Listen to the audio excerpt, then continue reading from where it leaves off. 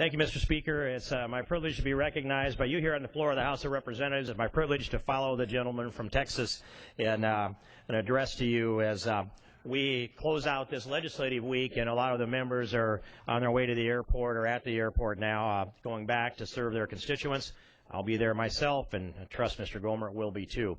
I wanted to come to the floor and talk about this country that we have, this civilization that we have, the foundations of our civilization, and what's required to retain them and enhance them and move this country beyond the shining city on the hill and to a place beyond there, onward and upward. Ronald Reagan often described the shining city on the hill. He described it as America that is, an America that was and an America that is. And we were always challenged by the dream, but he didn't actually articulate, that I recall, something beyond this shining city. But societies must progress, and those that progress the most effectively and those that can be sustained the longest need to be built upon solid pillars. The shining city on the hill, standing true and strong on a granite ridge, was built on a solid foundation. And I argue that the foundation of it are the pillars of American exceptionalism. And those pillars are listed in the Bill of Rights, and you add to that free enterprise capitalism, Judeo-Christian values, the foundation of our culture, which welcomes all religions. And on top of that, the dream that inspired legal immigrants to come to America, and that dream embodied within the vision of the image of the Statue of Liberty. That's the American dream. That's the American country that we are. And that's the foundation upon which we've got to build our American future. But how did we get here? What was the reasons that these pieces came together? How was it our founding fathers came to a conclusion that we would have freedom of speech, religion, assembly, the right to keep and bear arms, freedom of the press, that we would have property rights, that we would have Fourth Amendment rights against search and seizure, unreasonable search and seizure, that we would not have to face any kind of jury but a jury of our peers, and that we would not suffer double jeopardy, and that justice would be blind, and every person would stand before the law treated equally. The Lady Justice, the statue we see of Lady Justice, holding the scales of justice perfectly balanced, is almost always shown to us blindfolded. Justice is blind. But justice is not a feeling. Justice is something that has to be delivered by the law. These are pillars of American exceptionalism, as are those rights that are not enumerated in the Constitution that devolve to the states or the people, respectively to the states or the people. Those enumerated powers that we have are for Congress, or there are some delegated to the presidency, the executive branch, and we have the judicial branch of government. All of this is laid out as foundations that have been, although they've been altered to some degree over the years, we have adapted to those principles more often than we've altered our constitutional principles because our founding fathers got it right. Now, where did that come from? How could it happen that these founding fathers could come together on what was an obscure place on the planet and get these ideas so well articulated that they could be the foundation of the greatest nation the world has seen, the strongest economy the world has seen, the most dominant culture and civilization the world has seen, the furthest reach in our economy, the furthest reach in our influence strategically? How did this all happen? And I would take you back, Mr. Speaker, to think a little bit about the formation of, I'll say, modern history. And I'd take you back to Mosaic law, before the time of Christ, when Moses, who looks down upon us right now, the only face that is looking directly at us from all of these faces of law providers in history, Moses looks down over this chamber in full-faced form. And he's looking back here, and he sees, as we should see, in God we trust, our national motto. How did that come together, Mr. Speaker?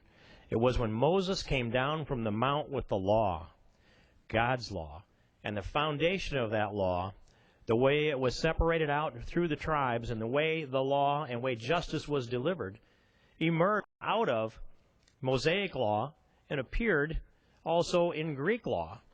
And as the Greeks, masterful people as they were shaping the age of reason. So we had Mosaic law that informed the Greek age of reason, and the age of reason, where I imagine that Socrates and Plato and Aristotle and other philosophers sat around and challenged each other intellectually like gunslingers did in the West with guns. They did it with their brains. And young philosophers would go up to Socrates and challenge him with their philosophy, and Socrates would take it apart because he was the top guy. And he informed others. But as they were proud and prideful of their ability to reason in the culture of Greece at the time, they had to infuse Mosaic law to uphold their rationale. And some of them, as they voiced Mosaic law, were teased by other Greeks that said, well, you got that from Moses. But my point in this is that as civilization is progressing, Mosaic law came down from the mount, was handed to civilization. It emerged through the Greek civilization as the Greeks were developing their age of reason. And we're talking about the foundation of Western civilization. And almost concurrently with that, Roman law was emerging as well. Now, I'll take you then to the time of Christ. Christ taught us our values of, the very values of repentance and redemption that didn't exist in a form before then. And that's His gift to us. But I make this point as talking about the law. And it is this. Now, think of Mosaic law coming down, being infused within the Greeks, transferred also to the Romans. Roman law ruled over that part of the world when Christ stood before the high priest Caiaphas. And if you remember, Mr. Speaker, the high priest said to Jesus, "Did you really say those things? Did you really preach those things?" And Jesus responded to the high priest, as the Jews were watching, he said, "Ask them. They were there. They can tell you." That was, Mr. Speaker, the assertion by Jesus that he had a right to face his accusers. That principle remains today in our law, that we have a right to face our accusers. And when he said, "Ask them," they were there, they can tell you, he's facing his accusers and demanding that they testify against him rather than make allegations behind his back. And what happened when Jesus said that? They believed, and the high priest believed, that Jesus' answer was insolent. And the guard struck Jesus. And Jesus said, "If I speak wrongly, you must prove the wrong. If I speak rightly, why do you punish me?" He asserted his right to be innocent until proven guilty before a Roman court. Those two principles remain today in our law. A right to face your accuser, innocent until proven guilty. You face that jury of your peers, as I said. You need a quick and speedy trial. They didn't have to wonder about that in those days. It happened quickly, and the punishment came quickly as well, right or wrong. This foundation of law was wrapped up in Roman law, and it was spread across Western Europe as the Romans occupied areas like Germany, England, as we know it today, on into Ireland.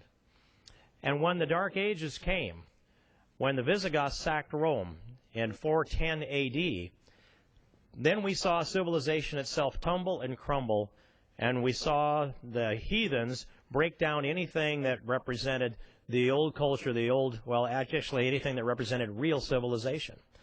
And while that was going on, they were tearing buildings into rubble, they were burning anything that was written documents. While that was going on, the priests and let me say, the descendants of the disciples of Christ began to gather up any paper and documents they could get their hands on. Some went to Rome to be secured and replicated by the monks and the scribes there. A lot went to Ireland, in an island off of Ireland, where the monks and the scribes replicated those documents there. That was the foundation of the relearning of a civilization.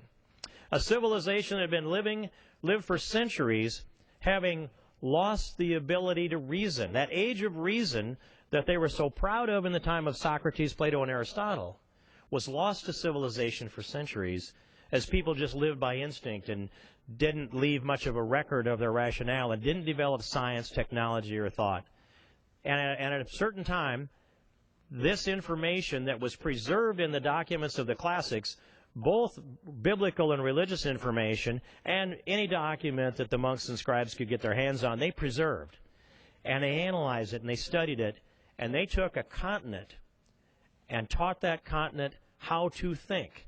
as the church emerged from Rome and from the St. Patrick's side of this thing out of Ireland, they built monasteries across the continent, and they were the centers of knowledge. And they began to educate the classical information that they had preserved primarily from the Roman, but also the Greek era.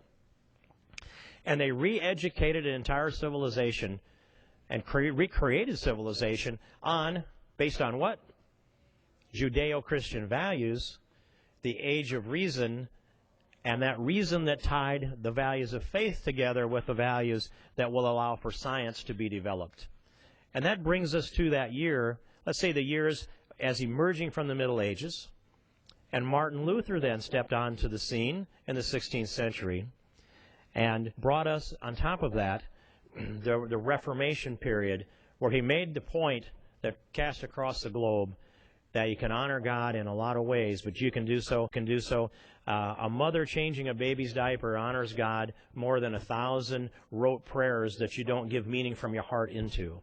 And so the Protestant work ethic got added to all these values that I've added together, and the competition between the Protestant and the Catholic Church within Christianity ended up, it was rough and it was brutal, but the effect of it on our city, on our civilization, and our society has been good, because the competition that drove from that made us all better, and each religion drew from the other.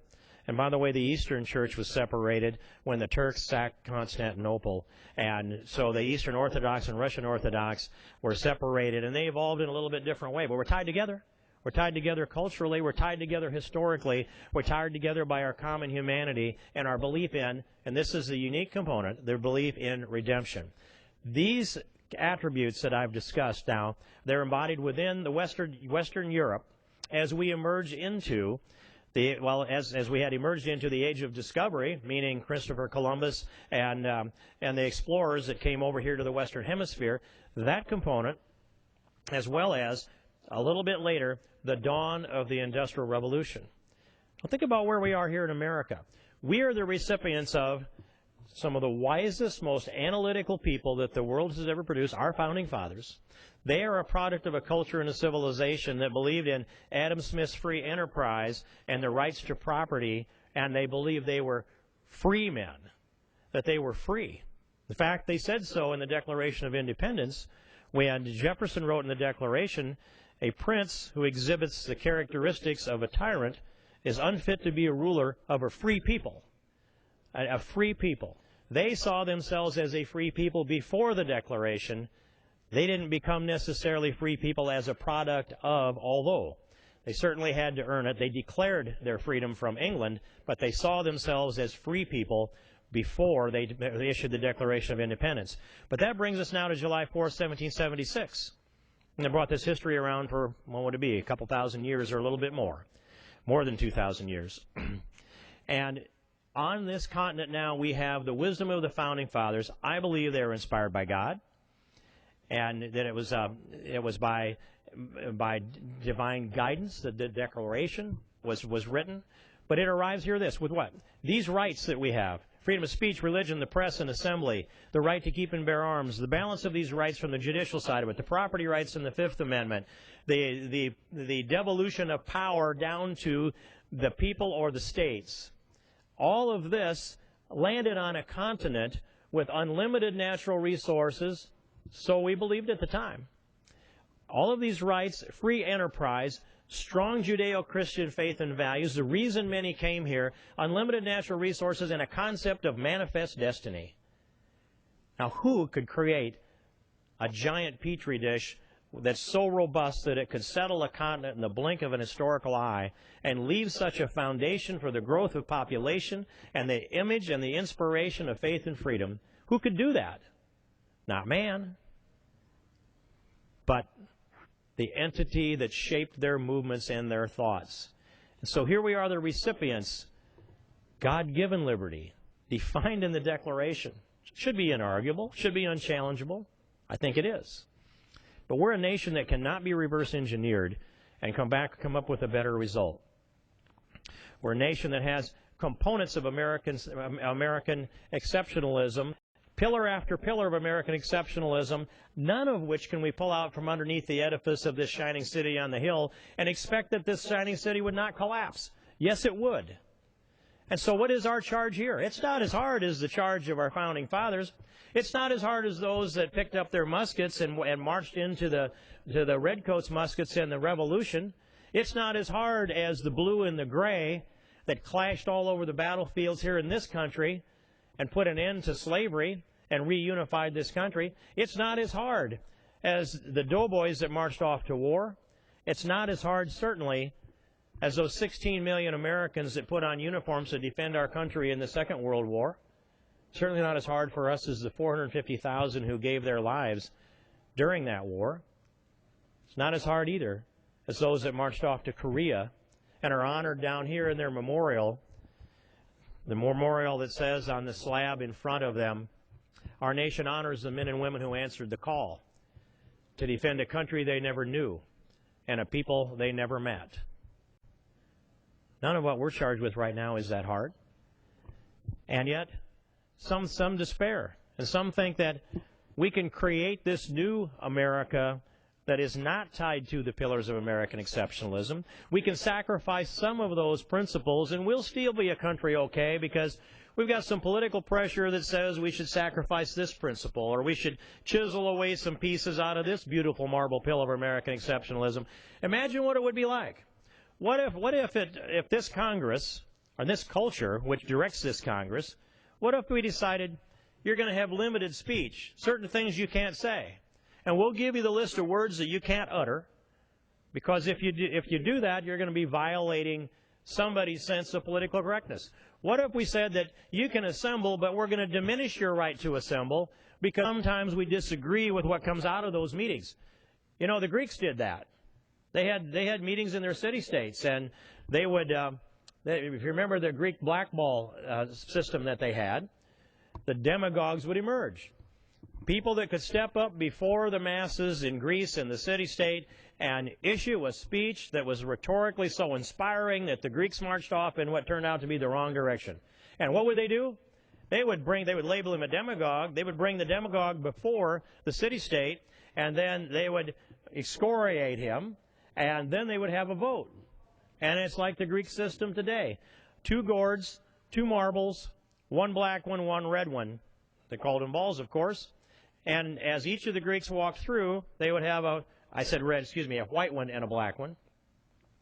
They would drop their voting ball in one gourd, and they would drop their discard ball in another gourd. And if the demagogue got 3 black balls, he was banished from the city-state for 7 years. That's how they muzzled the people that led them in the wrong direction with emotional rhetoric. But can you imagine if we did that? If America would banish people into the hinterlands for let's say, giving a speech that was disagreed with by 3 people. That's all it took, 3. They were restrained, of course, because they didn't want to be the next one banished. But that was the system. We're not going to limit freedom of speech in this country. And we're not going to limit freedom of assembly. We're not going to say you can't get together and talk about these things, because we know that in open public discourse and dialogue, what emerges from that are, we believe, in this reason that we've inherited from the Greeks and other civilizations, that what will emerge is the most logical, rational policy. That's what I'm advocating for, Mr. Speaker. I want the most logical, rational policy. And I think we need a policy that's right. America.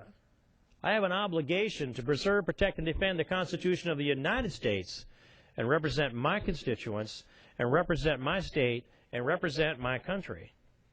And all of those things should be compatible with each other, and I believe they are. And I've not found myself in a conflict here between them. So I suggest that we have open dialogue, we have open debate. I challenge this civilization to be reasonable, have reason, be analytical, be a critical thinker. We send our kids off to school, and sometimes they're just taught a mantra, but they're not taught to take ideas apart and understand the components of them and put them back together. Well, I've just taken America apart and described some of its essential components, history apart, and put it back together, Mr. Speaker, and hopefully inform this body of some of the principal reasons why America is such a great nation. We're a great nation because we have God-given liberty. We would not be a great nation if we didn't exercise those God-given liberties. If we don't have if we don't have access to those rights, if we don't put our positions out there in front of the public and challenge the people in this country to analyze those alternatives, what if we went down one path? What if some leader from on high, let's just say King George, not Prince George today, but King George, what if he decided we're going to go down this path and no one shall discuss anything outside of this line that I've described for you? What kind of a country would we be? Would we believe that one mortal individual can chart a path for this country superior to the collective wisdom of 316 million people? I don't think so, Mr. Speaker. And I don't think thinking Americans will either. But I know that this country is full of emotionalism.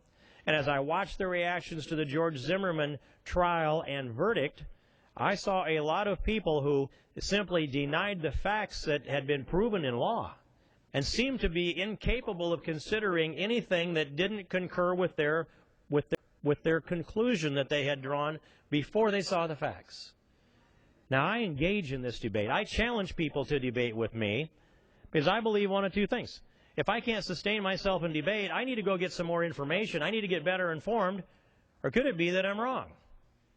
Only two alternatives can come from not being able to sustain yourself in a debate, and I'll go back and get all the information that I can get, but I'll also reconsider. And anybody should. That's why I challenge people to debate. I'll take it up, and we will see who can sustain themselves. We may not get this all resolved in one discussion. In fact, in this Congress, it's been a very rare thing over the last 10-plus years that I've been here to see anybody stand up and admit, I was wrong, what you said changes my position, what I learned changes my position. No, there are too many egos involved in this Congress for that to happen very often. It'll happen a little bit privately, it'll happen incrementally, but it doesn't happen publicly unless there's some kind of leverage brought to bear. So here's my point, Mr. Speaker, and that is this. Our southern border is porous. It's not as porous as it was 7 or 8 years ago, mainly because the economy has grown in Mexico at about twice the rate that it's grown in the United States over the last 4.5 or 5 years. We don't have as much pressure on our border.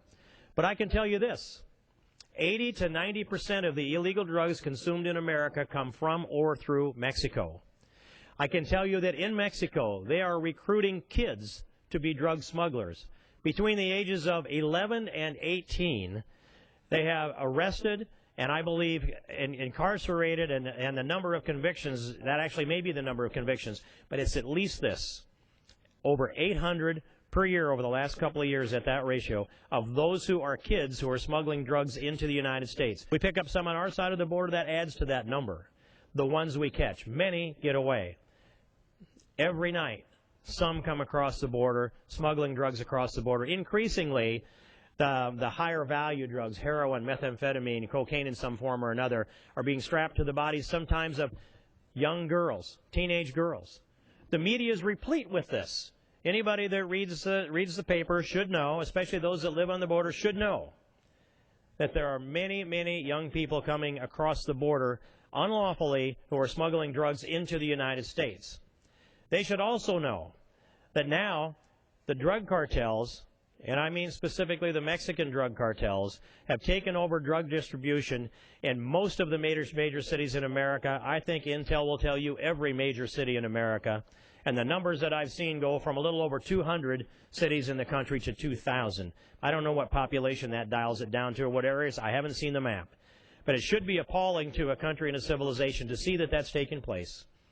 When you understand that, according to the Drug Enforcement Agency, of every chain of illegal drug distribution we have in the country, they will tell you, at least privately, as they have to me on multiple occasions, that at least one link are illegal aliens that are smuggling drugs into the United States. It's important that we know that as a Congress, as a country, as a civilization. If we deny those facts, if we deny the information that comes even out of the Obama administration that certainly supports those, if you deny the information that comes out through the major media that's there, if you deny what we're told by our law enforcement officers on the border of the United States that are continually interdicting drugs at about the same rate that they did those 6 or 7 or 8 years ago, when the population of illegal was flowing over the border at a faster rate than it is today, the illegal drugs coming across the border are roughly similar to that time. That says there are still demand in the United States. A high demand means drugs are likely to come in. If we are enforcing our borders and tightening down security, the price of drugs should go up. If you look at the price of drugs, I think you're going to find that we haven't been very effective in interdicting drugs coming across our southern border. Part of that is because they find new ways to smuggle, and some of those reasons are because kids are being used to smuggle drugs into the United States. That's appalling to me. The death across the Arizona border, it's still there. It happens this summer. And this debate taking place now in the middle of the summer, it's going to end up with more people being found out there on the desert in the brush who have lost their lives trying to get into the United States of America. We need a secure border. We need to build a fence, a wall, and another fence. So we've got 2 patrolling zones. We need to put the sensory devices on top of there. We need to use our boots on the ground in the most effective way possible. No nation should have an open borders policy. No nation should have a blind eye policy towards the enforcement of the laws. No nation can long remain a great nation if they decide to sacrifice the rule of law on the altar of political expediency. No nation like the United States of America can continue to grow and be a strong nation if we are going to judge people because they disagree with our agenda rather than the content of their statement. We have to be critical thinkers. We have to be analytical. We should understand facts from emotion. And let's pull together. Let's understand that we do have compassion. We do have compassion for every human person deserves dignity. We need to treat them with that warmth, treat them with that love as the American people always have, just like the Korean War veterans did when they gave themselves for a country they never knew and a people they never met. But we must not sacrifice the rule of law on the altar of political expediency. With that, Mr. Speaker, I yield back the balance of my time.